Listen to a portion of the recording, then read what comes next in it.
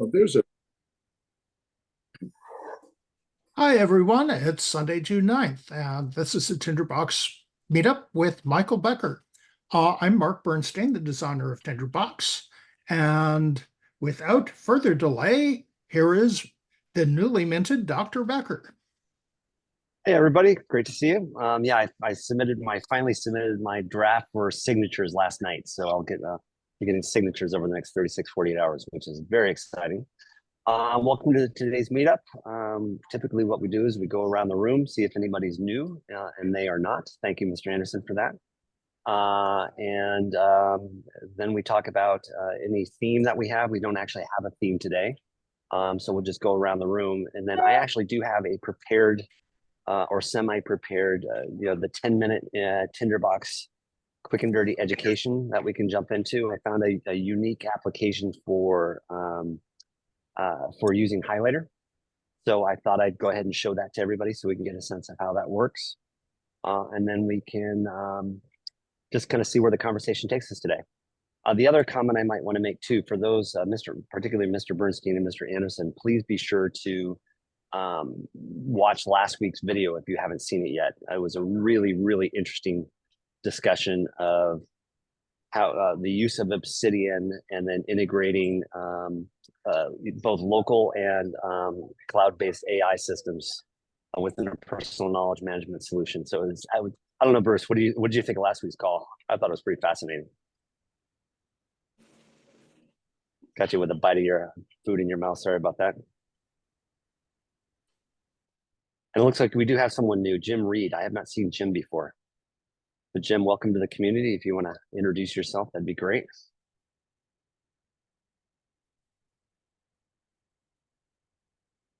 Okay, so and we have Mr. Wim. Hey, Jim, you want to introduce yourself? Go off mute and say hi. You're on mute. Jim, you're on mute. Jim's still on mute. Yeah, Jim, you're on mute. There you go. Okay. Hello then, properly this time, I hope. Yeah. Good? Welcome. Yep. So welcome. Been using Tinderbox for a while, watching some of these on YouTube. I thought I'd drop in and yeah, enjoy the chat. Awesome. And do you have any particular projects you're working on? Challenges, struggles, points of interest? Nothing in particular, just a bit of teaching, planning, bit of research, usual academic. So you're a teacher?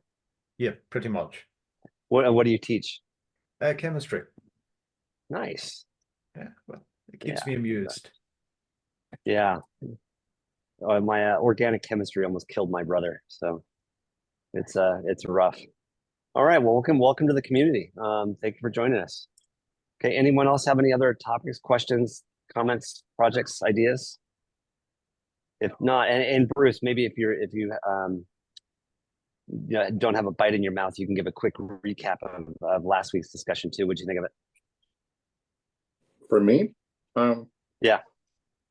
Well, I mean, as usual, it's low-flying clouds swarming, but it was frankly fascinating, and I really appreciated that it was delivered at a very digestible pace. So the whole I mean, watching what he did with it, and kind of the magical element and just the level of integration. Yeah, it's definitely worth that. I need to rewatch it as well. It's so interesting. This is a little bit of an aside, but I was contacted by the ethics board for the LA County Psych Association, because clearly I must be an expert on AI, right? Because I know a little bit about technology. And so patients are apparently now wanting to use AI to record the therapist, and the therapist can't understand how can it take notes and not record. And of course it's recording to do that. So I'm going to be preparing a little explanation about that, but it's kind of interesting to see how every time mental health and technology intersect, it usually is not a pretty sight. Yeah, fascinating. And actually, the whole mental health issue actually came up last week too, if you recall, where he was talking about mental health and AI interactions and medical Personally, records. objection to it. I think it's a wonderful thing that I've always, it's very rare, but if patients have wanted to record sessions with me, I can't remember saying no. You know, it's kind of their information, and if it's a way of helping them organize, and you know, especially with AI, it might create an action list and other things for them. Can be very useful in that way. Fascinating. What's interesting, by the way, I don't know if you know this, but if you have a pacemaker, you don't actually legally own your heart rhythm, because the manufacturer of the pacemaker has the intellectual property to the algorithm that is measuring your heart. You actually don't own your heart data anymore. The company does. It's very interesting when you start digging into the personal data aspects of some of the aspects of health around those lines. Oh God, I heard the same thing a few days ago. Yeah. Yeah, it In must what be context? something you and I both watched or read or something. Look, what are the odds? Mm-hmm. Yeah, it's crazy. So if you want, since we don't have any planned remarks, hey, Paul, go ahead. Yeah, just a quick follow-up on this AI and summarization. You know, I continue to have great success with taking recorded Zoom or other voice files of meetings that I attend, dragging and dropping them into McWhisper to get a digital transcript, and then taking that into a note in Tinderbox and just kind of pulling it apart, ultimately using Explode Notes and creating something that's really useful for everybody who's a participant. Typically, an hour's worth of recording, like say for this meeting, would give you a 10,000 word digital summary. I haven't had much luck sending that, say, to ChatGPT and saying, hey, summarize this for me, because it's just too big. Does anybody else send large files to an AI engine and have success? Yeah, I submitted about 100 pages of my dissertation in and said, summarize it for me. And that was actually quite interesting, and got some good feedback on that. So it is certainly doable. Yeah, I'll keep trying. One other thing I can show too which is interesting on that. Okay, Mr. Anderson. I was going to say I'm working in a project at the moment with some who are definitely sort of AI boosters, and I think the problem is the more data you give it, the worse the result normally. So for doing sort of short summaries in a short context, it's quite good, if only to show, does a machine understand what I thought I wrote? So what you thought you wrote may be true to another human, but not to a machine. So it's interesting, that concept. But I find the quality goes down massively. I mean, it's getting better day by day, and it's not to say it's all bad. But would I rely on it? I've just finished peer reviewing the most god awful paper where, you know, I feel for some, they're obviously not writing their first language, and they made the mistake of effectively doing a literature review, and they've given it to a machine to give back, and it's broadly meaningless. It's all grammatical, but it's totally anodyne and meaningless. And so it just shows actually how it just shows what the state of the art isn't there yet. Well, and on that note too, a buddy of mine who, we were just working on our dissertations, as you know, and he's like, I uploaded my references to ChatGPT and said, can you reformat these properly in APA 7th edition? Which you would think the AI should be able to do, because it's such a standardized thing. And it came back just complete crap. Didn't work. It was wrong enough to not be usable, like all over the place. But so anyone that doesn't, is it theoretically reading what API 7th edition is, or does it need samples of APA 7th edition to do it? Unknown how it was trained, but you would think that it's like the standard. If it's a blog article, italicize the publisher. If it's not, italicize the document name. Italicize volume volume number for journals. It's just it fucked the whole thing up. It was just really, really bad. Back to Michael's point, I'm sorry. Back to Mark's point, Mark A. One of the things I wonder about with AI is, I mean, I use Otter quite a bit, and I make sure that the information is de-identified, because Otter is not considered HIPAA compliant, even though It really seems like it should be when I read how they do it. But what I find is that my interviews tend to be very linear. So I'm going through a developmental history, I'm going through information, I'm not really repeating anything. And I get very clean summaries from that, and frankly, very useful summaries. And I love the fact that I can hyperlink, and then that will take me to the part of the transcript where that was relevant. And I kind of wonder if so, as opposed to saying having multiple presentations where the information might be a little bit more amorphous and a little muddled even and overlapping, if that makes it harder for the AI engine to be able to parse it apart. I don't know. It's an interesting discussion. Anybody have a comment, or Jim, you had your hand up? Yeah, so a couple of things. Michael, if your thesis is at all medical or biological, there's a service called HubMed that will read a list of references and produce, well, an appropriate database file, say in RIS format, that some other system will then be able to produce the appropriate format for you. It might take a bit of No, to get it's not for me. Mine's actually business and using the APA 7th and Style Edition. But again, and I'm fine now because I'm done. But it's just really interesting in that it's you would think that something as standardized as, say, the APA style guidelines, even as arcane as they are, AI gets it wrong. And again, it gets it wrong with great bravado and authority. Complete confidence. You have no idea that it's wrong. And a question for Paul. You mentioned Mac Whisper. How well does that work? Is it comparable to Dragon's transcription? Do you know? I haven't used Dragon in years, and I happened upon MacWhisper, and I find it is 99% accurate, extremely trustworthy. So I never have a problem with it. Cool. Cheers. Yep. The other Okay, thing, Mr. Anderson, because I went back to Dragon a little while and then gave up on it again. I do appreciate that you can actually insert your punctuation in Dragon. And unfortunately, with all of these AI transcriptions, I haven't come across one that allows you to do that. You have to sort of pause and assume that it'll put a comma there, or that occasionally it'll figure out semicolons, but you don't have control over it. And that's my one criticism for any of these, because in true dictation fashion, you want to be able to control your punctuation.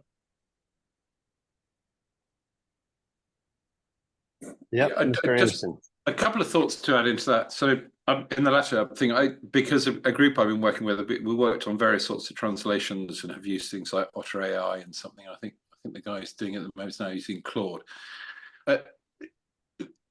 There's a lot of really useful stuff. I mean, the problem is that, and I think what's actually in the edge of comments made here is, the thing is, it won't do your homework for you. You've still got to actually look at it and say, does it make sense? Now, if you have the diligence to do that, I think these affordances are good and they're getting better. The thing is, most of us humans, me included, are lazy and feckless and don't want to do that. We want to press the button and get an answer, and that's problematic at the moment. I just a thought on references, having spent a lot of time. So I've been working on trying to make formatting references for the ACM. So a large publisher, big beast in the computer science field, can't even describe its own format, and yet it has one, and this is half the problem. So it looks right when it's been done. If it's been done right, it's probably been done by a human, is the sad truth of it. A bit like indexing. I don't think anyone's made a machine that does indexes half as good as a human, say for a book.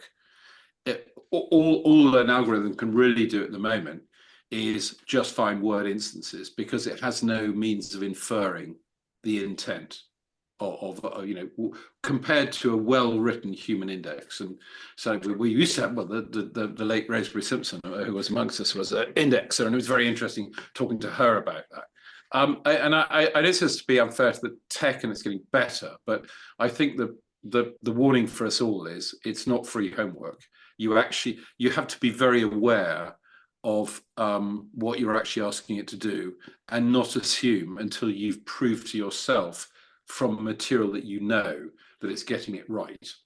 But anyway, that's about where I find myself feeling about these things. And they're generally coming up short, except for the main thing I find it useful is sort of trying to do short, close scope, sort of abstract and summary. And generally, I'm doing that actually just to see not so much whether it can write my words better than myself, but whether the words I've written mean the same thing to an LLM as I think they would to a human. Thanks. Yeah, I mean, it helps you get into the direction. Am I generally in the right direction? Right. That's kind of where I find it really helpful. Or like one of my dissertation committee members suggested, pretend it's that friend / coach with a lot of bravado at 3 o'clock in the morning when you need an answer to a question, and they'll generally get you there. Now they may or may not be right depending on their temperature and level of bravado, but at least you're not working off the blank page. They'll help you bounce ideas off back and forth. That's where I find it really useful. All right. So if y'all want, I can do a quick little 10 minutes and 15 minutes in Tinderbox demo and showing highlighter and a new use case for that if you'd like to see it. Okay. So let me go ahead and share my screen. I'll assume the answer is yes. If not, stop me. All right. So here's my dissertation. And one of the issues I had in the last kind of double checking that my committee wanted to know was, in double checking your references, can be certain that all of your inline references are represented in the bibliography? And are all of the items in the bibliography somehow referenced in line within the text? If not, fix it. If that's a problem, that makes sense. So let me go ahead and show you where that makes sense. Oh, and by the way, just as a nod to the Tinderbox community, I'm acknowledging the Tinderbox community in my dissertation acknowledgement. So thank you all for making this piece of work happen. I really appreciate all of your support and effort. So when you're doing this kind of research, what you'll do is you'll include like an inline reference or citation, and the pattern is always, or nearly always, there's two kind of examples of that pattern. One is the reference will be in parentheses with dates, and or have some version of that. Another place where that will show up, I can show you where it is. You'll have it where it will just be a name. It'll be like Becker 2024, something like that. That would be another pattern where that reference might show up in line in text. And then down here, you have all your references. So it was like 10:30 at night, and I was getting ready to like finish the last kind of draft of my dissertation, and I needed to make that last minute test on whether or not I actually had those, all of the citations and dissertations mapped up. So in general, does that problem statement make sense to everybody? Kind of what I was trying to accomplish. Okay, so with that in mind, how do I solve that? So what I did is I opened up a blank Tinderbox file, and I won't do it now. I'll just use an existing one I have just to show you where I'm at. And I did this. So I created a note, and we'll call this note called text 3. All right, and I went to my dissertation and I grabbed everything from here. I'm starting with the acknowledgements, so come on. And let's get that out of the way. And I scrolled all the way down past all the tables and the images to about page 100. Okay, so I grab all of that text and I go back to Tinderbox and I paste special into Tinderbox, and it pastes all of the text of the 100 pages right into Tinderbox. So you'll see now I've got all the text of my dissertation in Tinderbox, including the tail, and I've removed all of the images and such by having it as paste special. Then the next thing I did, and I'll go ahead and go back to Tinderbox, and we'll create this one. We'll call this one references 3 as well, just to get that. And then go down to my reference section. And I have about 50 pages of references. And I went here, copy all of that, hit copy, go back to Tinderbox, do the paste special again. And so now I have all of my references in Tinderbox. And so my goal now is to compare. And so I was trying to think about how do I do this quick and dirty too? Because I don't need it to be perfect. I just need a general directional aspect of where I want to go. So the first thing I did is I used explode on the references, and I'm going to explode at the delimiter. And so I explode all of that out. And I'm actually going to explode it again. All right, I'm going to do it again because I forgot. So you'll see it exploded all the notes, but I'm going to do that again.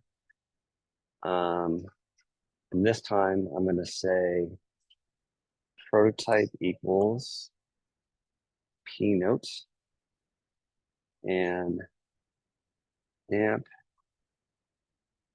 And what's the name of the stamp? I think it was name.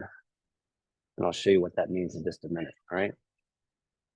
So what I'm doing here is I'm saying when you actually run the explode at the delimiter of a line break, apply the prototype P note to this particular note, and then once you've done it, finish applying the prototype P note, then apply the stamp named name to the note, and I'll show you what that is in just a minute.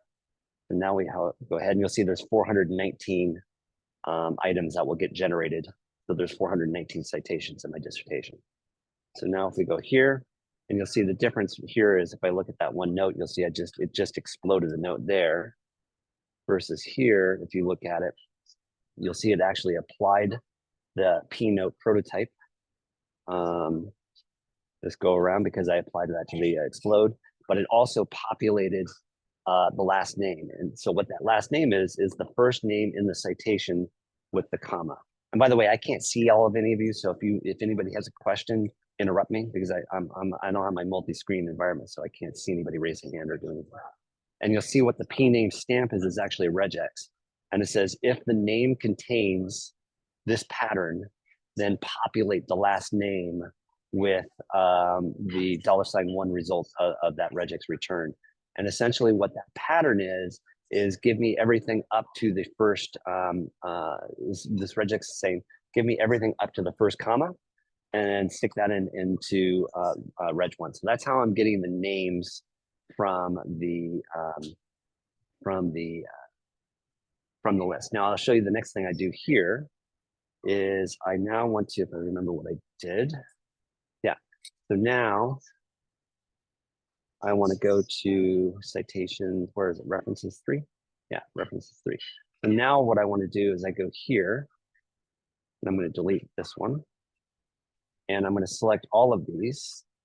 Actually, no, what I need to do first is I need to collect, sorry, let me go down here, collapse that. I've got to see it says collect inline. So text citation, let's say text citation, or no, just going to replace, which is the stamp I'm looking for, the right stamp here. I'll collect last names. All right. So here he says this stamp collect last names is vlist equals collect the descendants from and then stick it in references from the references. Let's say we called it references 3. So collect the descendants from references 3, the note named references 3.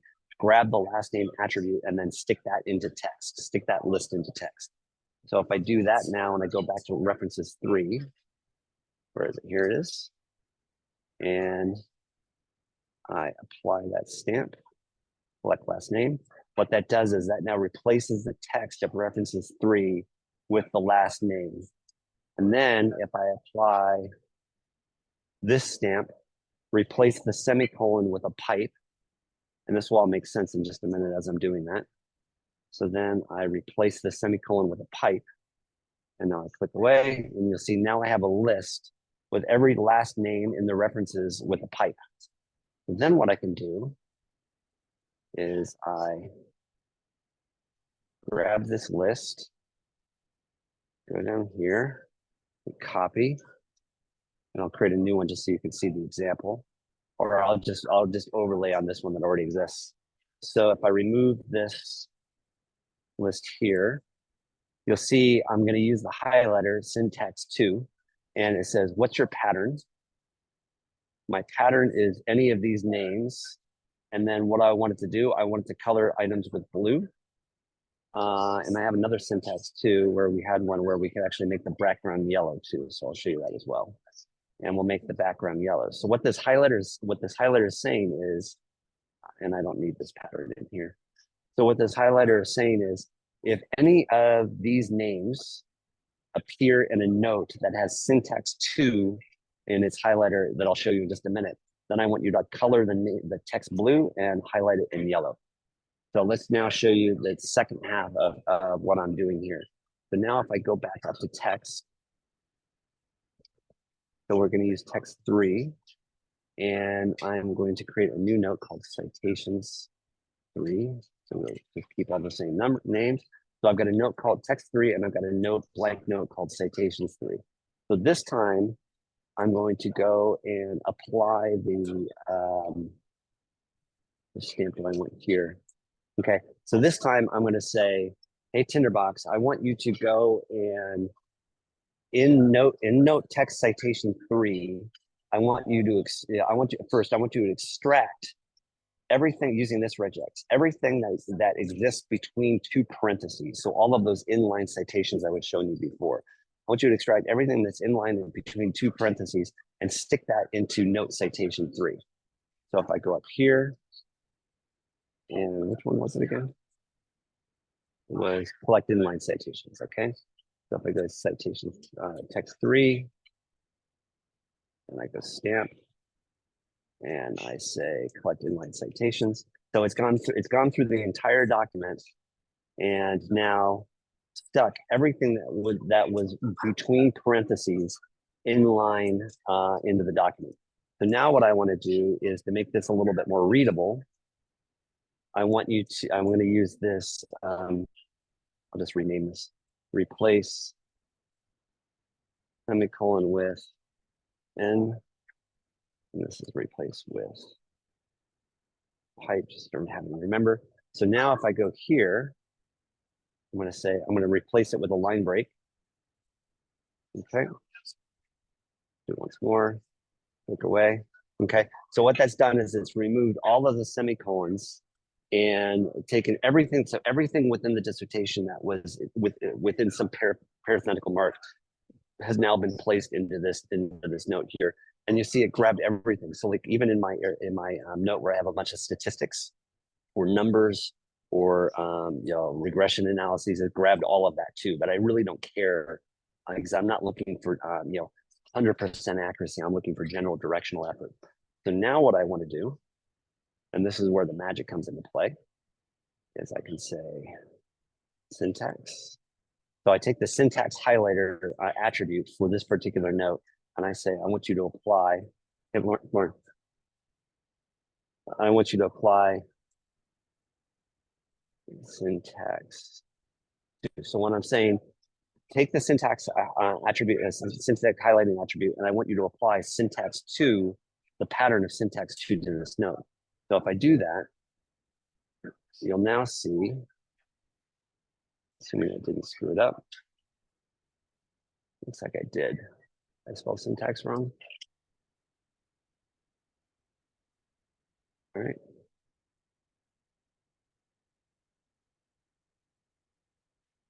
Come on.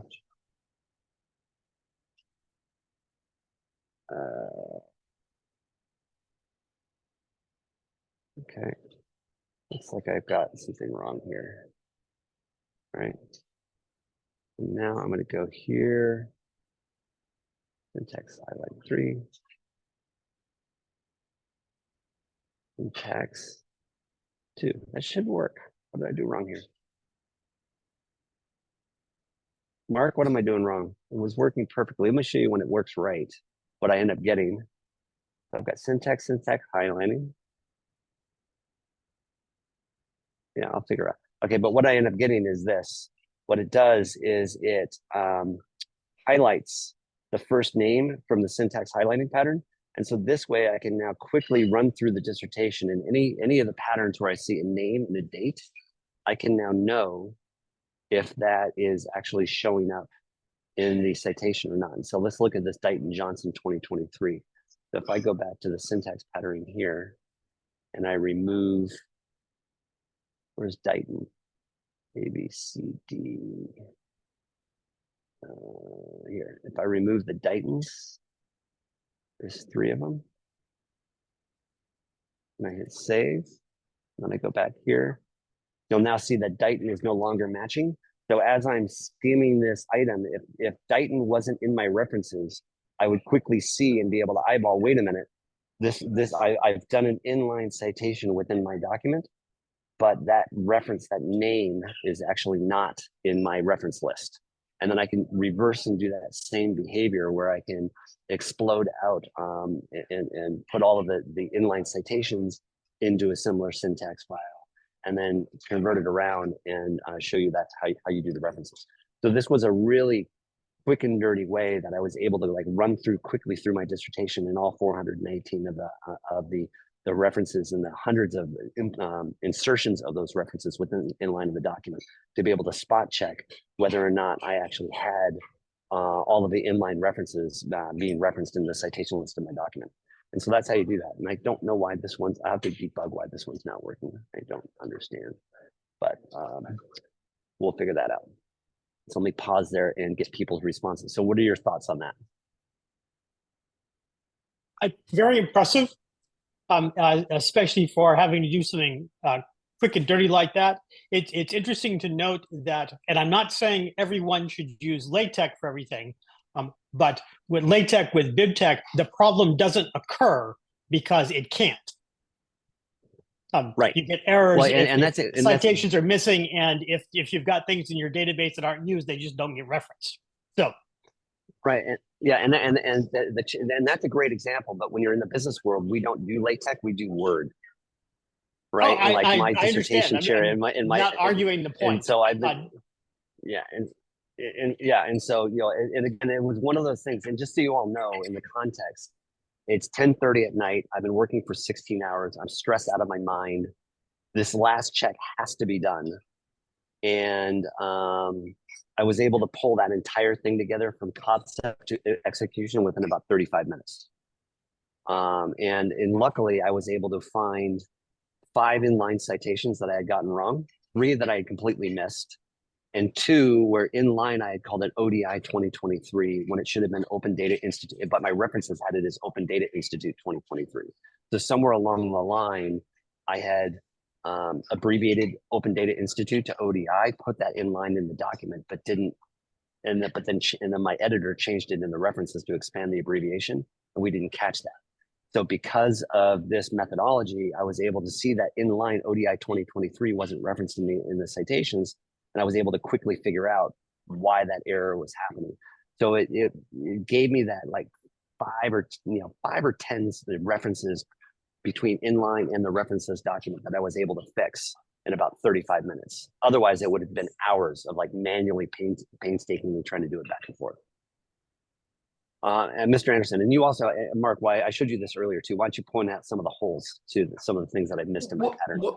Well, not holes. No, I remember when you showed me this, I thought, no, this is marvelous. This is a really good example of doing what is necessary rather than the thing, because the starting point was you showed me this to say, can I make it better? I said, I don't think you need to make it better. You're going to do this once. And if it gets you to the end point, there is simply no point trying to write a better regex.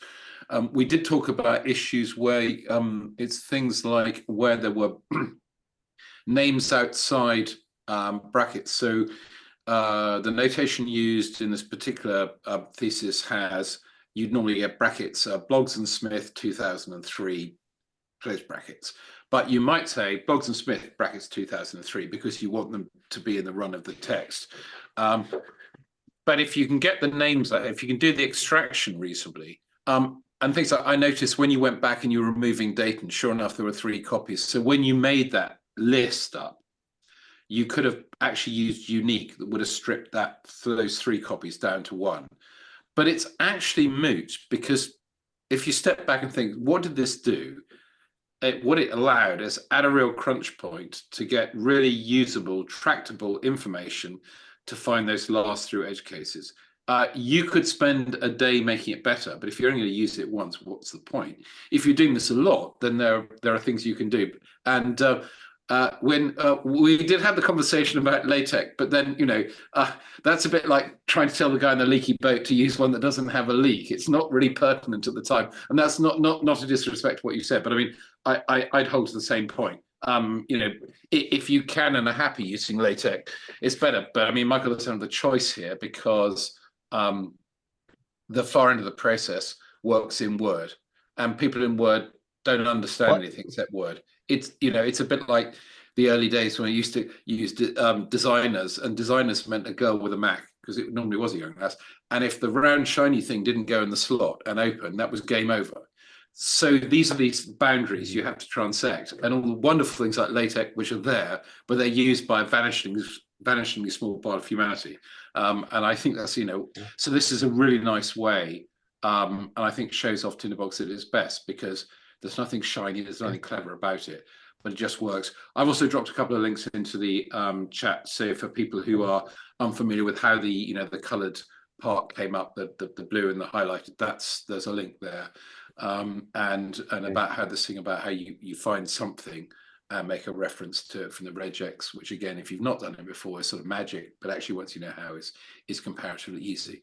But no, it's definitely a technique I sort of will file away. It's blindingly obvious once you've seen it. It's just something that you wouldn't think to do, not least because it pulls together a couple of sort of lesser used aspects of the wonderful tool set that's in Tinderbox. So thanks, Michael. Well, and I can show you another. Go ahead. Michael, I just have a question. If you were going to undertake this project again, clearly not for it, I wonder if that there might have been sort of an easy upfront way to have Tinderbox automatically track which citations were used and generate the list. No, there would be. And so let me give you the nature of the and I'll be deconstructing this now that my dissertation's done. I'll be deconstructing this over the next coming months for all of you. So here's kind of the way I did 90% of my dissertation in Tinderbox, doing exactly what you said. Inline text, making sure the references all align. That was great. Then come March, get everything out of Tinderbox and into a Word document. And I spent back and forth going, editing in Word document, bringing back that into Tinderbox. And then when we really got into crunch time, the last 2 months, I had to abandon Tinderbox and do all of the editing in Word. And so then by the time we get to June, my document is now widely migrated away from the core file that was originally in Tinderbox, and several new citations have been added, citations have been modified, citations have been edited, and it's a pure Word document. Now, one of the comments that Mark Anderson had mentioned to me was, you could have used the Word's internal bibliography methodology, and that would have solved the issue too. But the issue is, this was an originally digital Tinderbox document, not a Word document. And so I didn't have any of those word affordances either. So it was just pure text. So it was an interesting situation for me in that context. And again, I agree with you. If I ever do this again, if I ever write, I'm going to be writing papers this summer based on this research. They're all going to be done in LaTeX. I'm not going to. The only reason why I use Word is because my committee used Word. Otherwise, I would have been absolutely staying away from it. Mr. Anderson. I'm making no argument about that at all. Yeah. Just the observation that when we design software, in a sense, we can build some things in that try to avoid problems that really are tedious to go and deal with. But those are design choices that are made.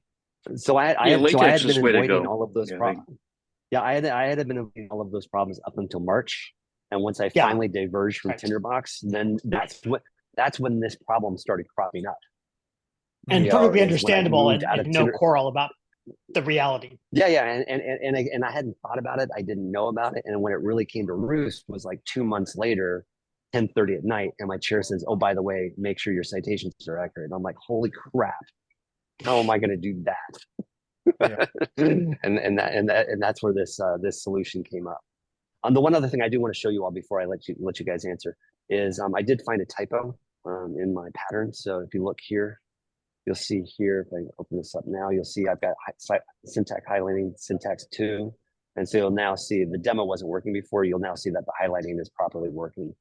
And that's all very cool. The one other thing while I'm sharing my screen right here too is check this out. Restore all my tabs. Is if you go to OpenAI, and this is another really useful tip for using a tool like OpenAI. Sorry, hang on, I got audio playing.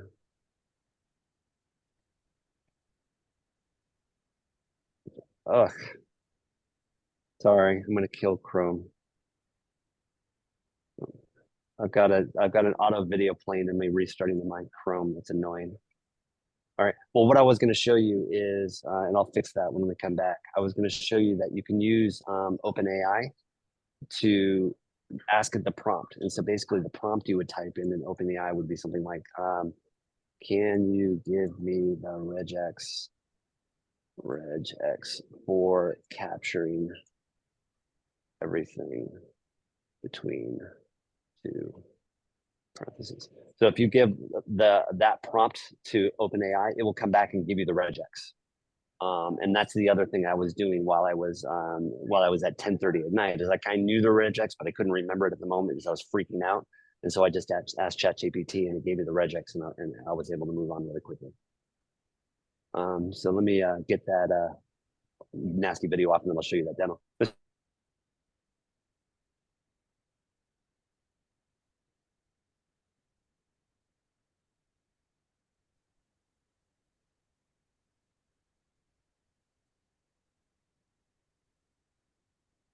Mark, you want to go? Yeah, I was just thinking, I mean, there are things you could do in Tinderbox that you didn't do because you didn't need to. But I could think that you could certainly probably find a way of making a report of all the references and the places that it came in. But the problem Michael had was well, this is the thing of, friends don't let friends do serious stuff in Word, but it turns out there's a whole part of the world that uses Word and knows of nothing else and will accept nothing else. And this is the problem space he found himself in. So I thought it was a nice, interesting example of that. I had to laugh when you said, so I asked AI about regex, because of course we know regex is infernally accurate and does exactly what you said, which is not normally what you want. But it gets you part of the way. So it's nice that it can probably, in most cases, now do this, because I'm also conscious that I think back to when I first started using regex, it really was just all magic incantations and normally gave the wrong results. So that was a really nice reference you made there. So thanks. Yeah, and the point with regex too is like if you wave your magic wand to the right when you should have waved it to the left, you'll get the absolute opposite result of what you really want. So you're right, regex can be very finicky, and then it also depends on which regex rendering engine you're using too. There's a lot of dialect in regex too that you have to really be aware of. So if you think your regex is working, you might have a dialect, and it should work in certain contexts, you might have a dialect issue. Mm-hmm. Jim. Yeah, sorry. In the spirit of next time, you might want to look at bookends, which plays very nicely with Tinderbox. And it's a reason. Yeah, I'm a huge bookends user. I'm also a huge Zotero user. So again, I use all of these tools, and my problem is I ended up getting relegated to the lowest common denominator of my committee, which was Word. And after 6 months of messing around in Word, I had no use. So when you're in that pure environment between bookends, LaTeX, Zotero, all of that, this environment works perfectly.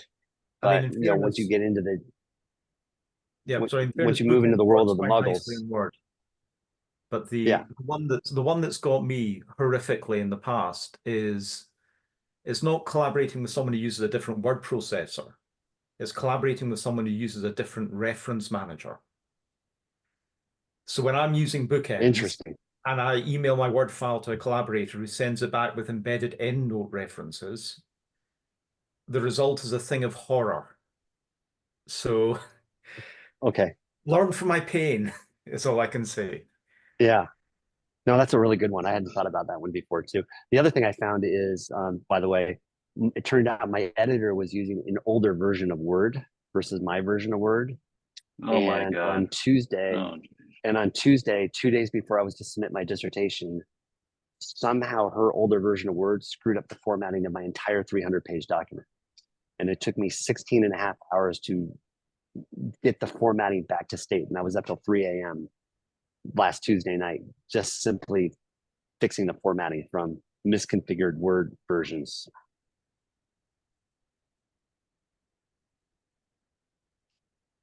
Tim Peterson, you were saying, oh my God. yeah, I was just gonna say, so you're going back, you definitely using most of your work's gonna be done in Tinderbox, which is phenomenal. That's what you focus on, but then you have to go back to Word. I mean, do you think that transition was kind of a challenge for you? I mean, using two systems, and then you have to go back and use Word. Because I had the same situation when I did my PhD. Well, it's not the same. I used Word, which was limiting, but was there more value using Tinderbox and Word? How did that work out for you? I mean, No, does that make sense? at the end of the day, I would have written the entire thing in Tinderbox, and I did write the entire thing in Tinderbox. The only time I went to Word is when I started collaborating with editing and editors, and that's something I would like us to explore over the summer. Is how do you work with an editor? How do you work with collaborative partners? And what would be the best approach and best strategy? And I think that's something we can all work together to try to figure out over the summer. Yeah, but your final approval is in a different format. It's in Word. So wouldn't it be better just to work in Word to get everything done in the Word format? Is that something easier? Keep to one system define what you mean versus by two Word. systems. I mean, no, but at the Microsoft end of the Word. day, as I mentioned, I did everything in the Tinderbox solo up until March. I spent 4.5 years using Tinderbox to write my dissertation in. And it was the last 2 months that I diverged. And so, when you talk about doing everything, I hardly did anything in Word. All my use of Word was, the massaging, editing, adding additional references, things like that, at the tail end of a Kind of like a cover page, 20-year right? exercise. Exactly. Yeah. So that's all really Word did for me. But even then, those, if anybody's ever written a dissertation, it's on page 198, you're using a hyphen when you should be using an M dash. I mean, it's a freaking nightmare. If you did that in Tinderbox, you could solve that instantly. But in Word, that becomes really difficult.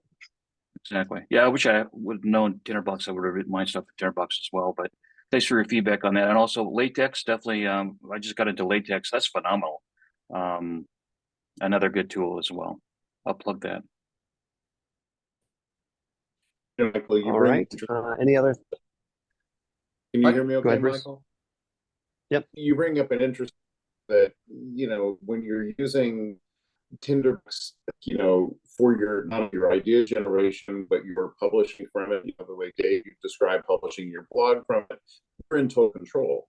The minute you have to collaborate with someone and turn it into a two-way process rather than a one-way, basically expert process, I haven't figured out a way of doing that with any fidelity. At that point, I pretty much moved on what my initial box, structure looked like, and then move into the environment that's going to be editing environment, whether it's, usually it is Word, but probably the closest I can think of is, the collaboration that I can create between Scrivener and Tinderbox, comes close to acceptable. I can't really think of another word processing environment where I'm able to achieve that.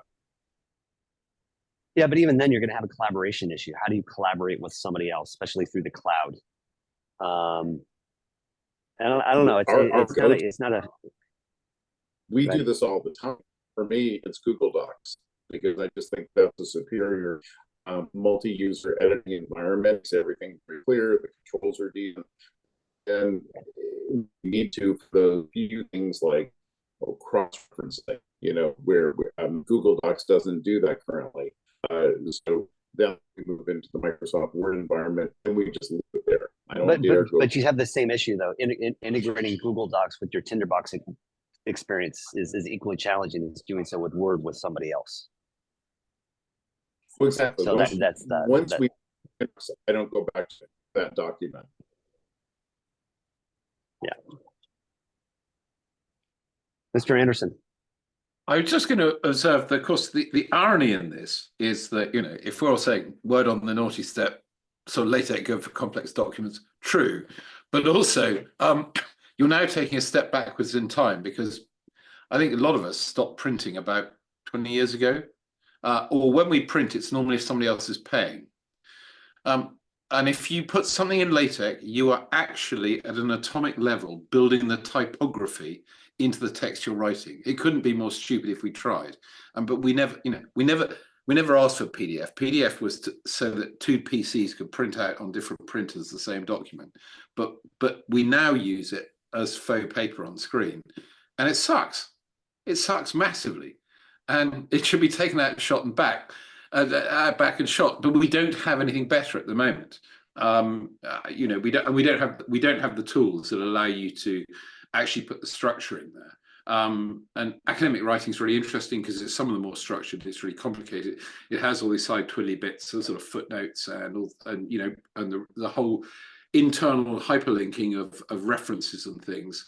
But our tools, by and large, for text creation don't serve us well, and that's nobody's fault. It's because we haven't had the need.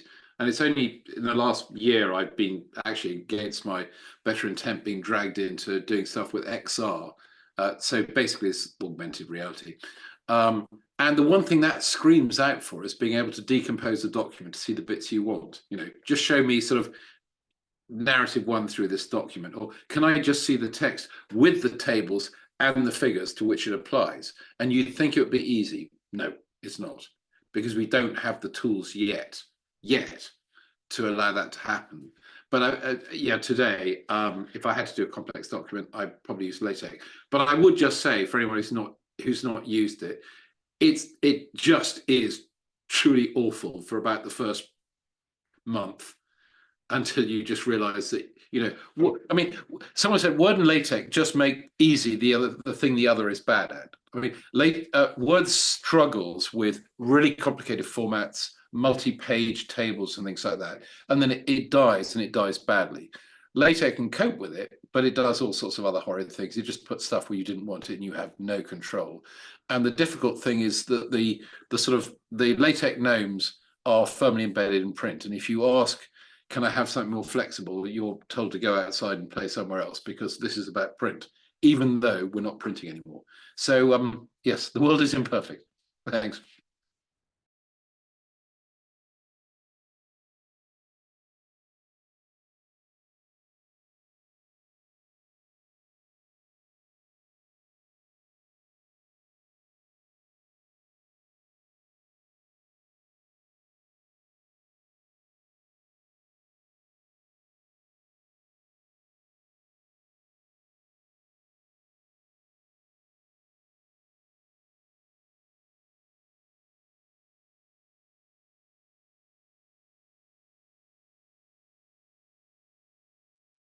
Michael, you're muted. Sorry, I was muted. Thank you for telling me. So let me start here. So as I was telling you, if you pop this prompt in here, you can give me the regex for capturing everything between 2 parentheses. You'll see here are the, here's the regex that it gives you back. It explains it for you. Then you can just copy that regex, go to your Tinderbox file, and, you know, paste it into the collect things between, you know, paste that in there, and you can, you know, off to the races. And you can tweak it and refine it and all that. But that's a really nice way to kind of get yourself started there. At the beginning of the call, we talked about using AI, and so I wanted to emphasize this. Last month, I gave a talk on my doctorate in London, and about the whole personal information management strategy and all that. But one of my clients, our partners, Perfina, and let me show you their website real quick. Perfina is a personal information management service. They're out of Helsinki. And one of the things that they've done is essentially they've developed a personal information management service, PIMS, allows you to be in control of your data. And they've got the ability to like connect IoT devices up into your personal data store and then suck in all of that data. But one of the areas to which they've gotten really interesting success is for consultants and authors and publishers and thought leaders like all of us here on this call, in that you can upload your documents into your own personal large language model. So you get your own private server. And so just before my talk, they had me upload a draft of my dissertation. And if you scan this QR code, you can talk to AI Michael and ask my dissertation any questions you want. I'll leave that up here so you can scan that really quick if you'd like. And this is a nice example of a personal cloud as opposed to a local cloud AI model that a author or a consultant or a thought leader in some respects can partner and leverage their knowledge base. And this can both be a public knowledge base, but also a paywall one as well. So I could have certain knowledge that's publicly accessible, like my dissertation here, but then I can also create a paywall version of AI Michael with all of my knowledge base feeding up out of, say, Tinderbox into my Perfina open personal data store. And then my clients could be asking me about, companies that I've done research on or industries I've done research on, and they can get those responses. And that's part of the product offering that you can roll out and give. So I thought you guys might like to see that a little bit as well, to kind of pull all of these different dots together. Yeah, what I find sort of interesting and scary at the same time is that here's a world where we actually never sleep. Yeah. One version of you awake at any given time. Yeah. Yeah, and to Mark Anderson, yes, the answer is with the pinky finger, it comes back with $1 million. In terms of the AI teaching people what your fees are. Oh, but can someone sue you for something your AI says that you wouldn't back? In theory, but if you actually use it, they actually tell you that you can put disclaimers on it when it's being used.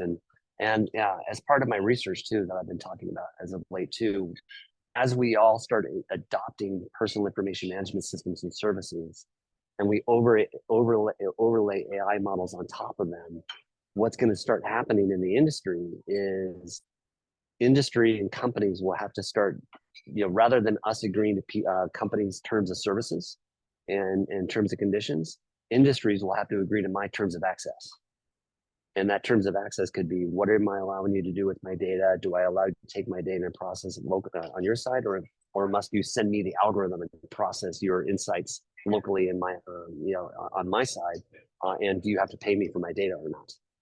And this is a really good concrete example of how we're getting more and more control over our personal data. It definitely sounds like a personal. Sorry, go ahead. No, and when I say personal data, I'm not just talking about my name and my address and all that, but also my intellectual property, my thoughts, and my research. No, it sounds like a positive step, but also it sounds like an increasing environment of tussle. It's a massive increase in environment of tussle. And again, as a consultant, I know I need to train my virtual me, and I need to monitor it and maintain it. And I need to, and again, this is where I see the vision of Tinderbox for me going. And Mark Bernstein, I'm going to joyfully be talking with you in the backstage on this, and how I can use the run command to be pushing documents out of my Tinderbox into my personal AI powered by Perfina. And I think that's going to be a really powerful model for us going forward. Yeah, Bruce. Well, it just occurs to me, saying this, does the fact that most politicians and the average user have a complete lack of understanding of what AI laws are being generated, could that present a problem? I'm sorry, Bruce. I couldn't hear you. It broke up on me. You know what I'm thinking? Just think, most politicians don't seem to understand what AI is. The average person knows what AI is, and we're talking about what makes sense. There's to be the interplay between what the current legalities, what are the social norms, and how is it used, and how is it going to be regulated. It strikes me it's going to be a mess. Yeah, it's going to be a mess, but I think one of the things that we all need to realize, whether or not we like it or not, this AI is here. And I'm of the opinion that, especially in the world of consulting, is, AI needs to become your friend. And if you want to be viably employed within the next 5 years, you need to learn this. Otherwise, within the next 5 years, you will not be viably employed. This is becoming basic literacy, honestly, in my opinion. And in order to make this work, I think you need tools like Tinderbox, and we need to learn how to teach our AI models through tools like Tinderbox. I just kind of think to myself that more and more people appear to view TikTok as a news source, and so when we have that end, well, and we think, I'm gonna have to get off this. I'm on an iPad. Anyway, I just think about the on all of this, and I'm glad there's people like you who care about it. I'm glad that we have these meetings where people are applying knowledge to it. Then I think the wider community at large, I don't know. It's for me that we have some messy times ahead. We have very messy times ahead. I would not disagree. Okay, Mr. Anderson. And then unfortunately, guys, I got to go run and grab my flight. So I'm going to hand off hosting to Mark Bernstein, and I'm going to take off. And I will see you guys next week. Have a safe flight. Thanks. I was just mulling on the fact that Michael pointed out in terms of sort of needing to be literate with AI, and there seems to be my experience thus far. There are two challenges. One is that it's a magic black box. So part of literacy is just reliably getting out what you thought you put in. In other words, how to ask a sensible question that it understands. But the real point is knowing where you're flying past the sensible limits. So one of the things any profession you sort of know to do that, if you're a barrister, you probably don't give tips on baking, unless you happen to be a very good baker, because you sort of know that's not your area of expertise. And sort of AI just drives a sort of cart and horses through the middle of this because it ostensibly promises everything to everyone, and you just don't know. And the interesting conversations that I'm having with people at the moment who are using lots of summarization techniques, and they'll say, but there's a result. I say, yes, but is it any good? And they'll say, well, which bits aren't good? I said, well, that's not the point. If there are any bits that are bad, then it's not a success. It's not that it won't get better, and so there's also this divergent thing of, does it save me time? If so, it's all good. Am I affected by it? Not so good. And that's sad too, because it creates a binary that I don't think should be there. But these things will improve.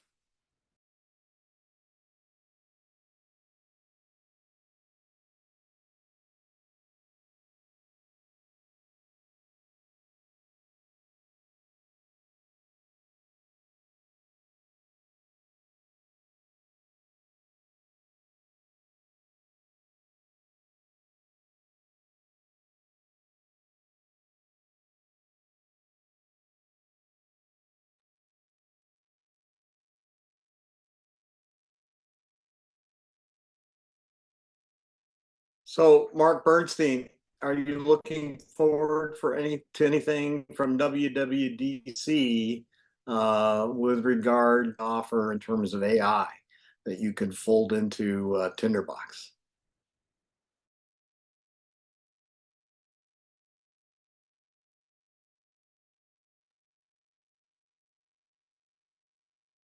There we go. Am I there now? Okay. AI has been my lead headline for WWDC for the last 3 or 4 years.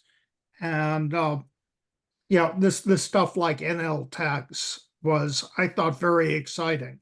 They're going to announce a lot of stuff with large language models, I'm sure. I'm not entirely certain how useful that's going to turn out to be for Tinderbox, but we will provide entry points and we'll see how it goes. I'm focusing more on the new view just now and whether we're going to get any goodies for that. I'm halfway hoping that we won't because I want to get it out. But we will see. And of course, better silicon would be good. But WWDC always brings stuff out of left field, so who knows?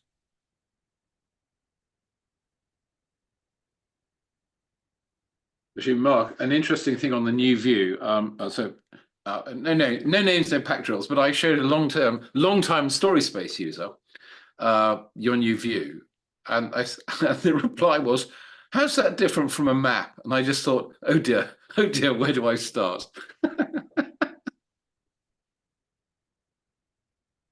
And they have something in common, but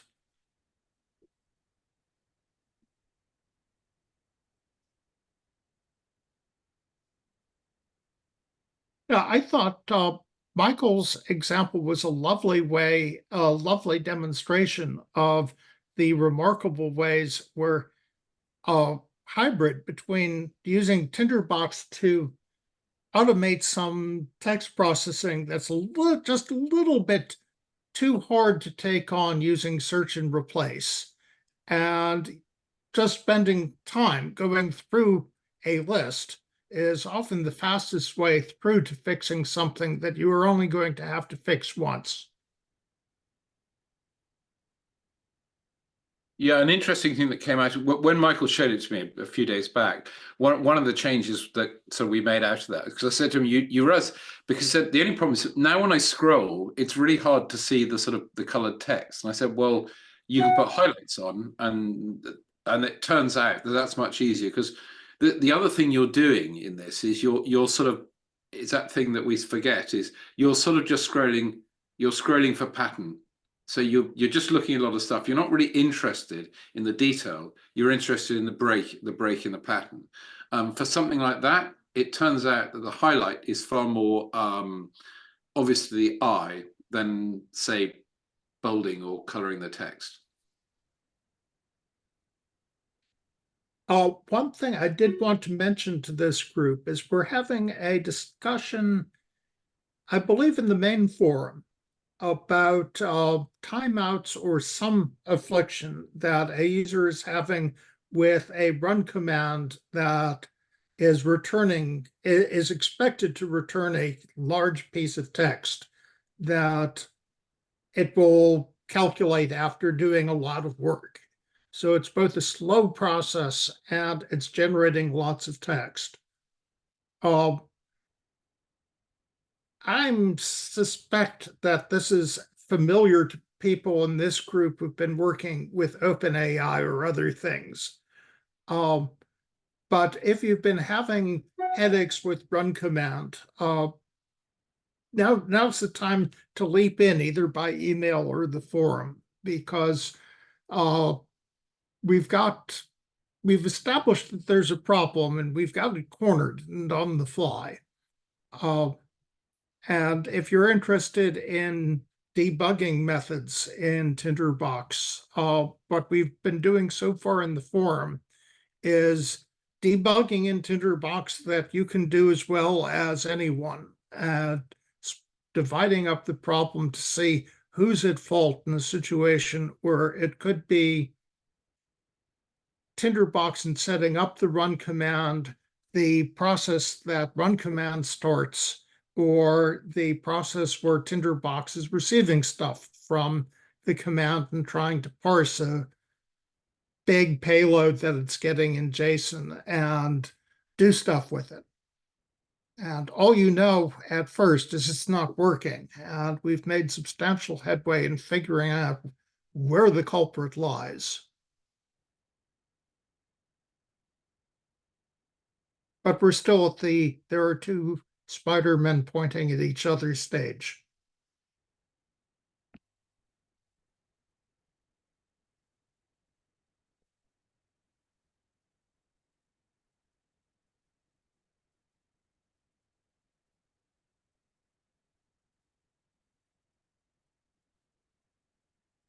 Great. Do we have anything else for this week?